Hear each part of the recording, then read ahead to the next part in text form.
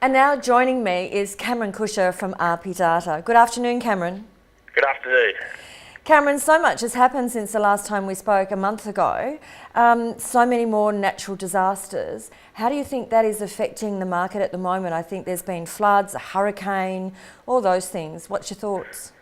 Well, the latest results we have, which detail the results for January, show that across the country, property values actually fell by 1.6% for the month and are down by 1.8% over the quarter.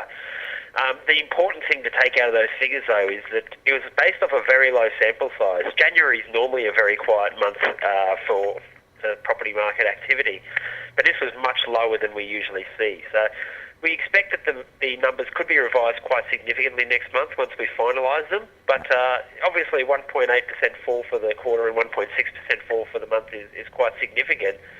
And we're not ready to raise alarm bells just yet. We think we probably need to wait and see what these final figures come in at and see what next month's figures are. But certainly they're not particularly encouraging. No, and I guess just from our own point of view, we've seen a slow in the January market. Look, there was a recent report out by RP Data on first home buyers. What's going on in that area? There's not a lot of activity in the first home buyer market at the moment. The latest housing finance data showed that they accounted for just 15.8% of the market. And certainly a lot of the demand for first home buyers has been brought forward into 2009 because of those really low interest rates and that first homeowners grant boost. At the moment, there's not a lot of first home buyer activity, as I've stated, and that's having an impact on the market because there are quite a lot of people looking to sell, but there's not those replacement buyers to come in and buy those properties, particularly if people are selling their first or second home, which are, usually a little bit more affordable and looking to upgrade into a slightly more expensive home. There's not those first home buyers in the market to then jump in and buy their properties. So people are finding it quite difficult to sell their properties at the moment. There's a lot of people looking to sell, and they're not necessarily looking to sell because they have to, because they think now's a good time to try and upgrade and get a good price. And they're quite right because there isn't a lot of buyers in the market. But the issue is there's just no one there to buy their home. Yeah, look, I'd have to agree with you. I think the stimulus package did what it needed to do to get the economy going, but it gave the marketplace something of a false sense of what actually was going on at that time. It will be interesting to see what happens in the future, especially with the changing of legislation in banking. It's certainly interesting to see that the banks are...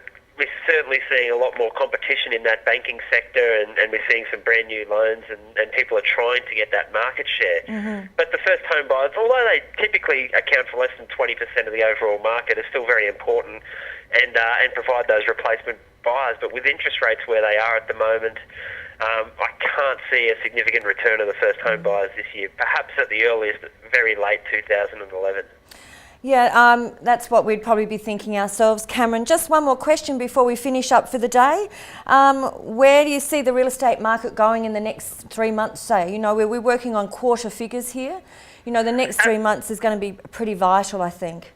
It certainly will be, and as I said, the first month of this year and over the last quarter has not been particularly strong. But, very low sample size. So it'll be important to see what happens there. It looks as if interest rates will be on hold. So I'd expect that the next couple of months will be a little bit more positive than what we've seen during the January results. But still, we're expecting pretty flat conditions. In markets like Perth and Brisbane, which have been struggling, maybe some further falls. I think Adelaide will be fairly flat. And we might continue to see some slight growth in Sydney and Melbourne. But overall, pretty flat market conditions for the next quarter. Well, Cameron, thank you so much for your input into the current marketplace. We look forward to talking to you again next month. Take care. See you next month.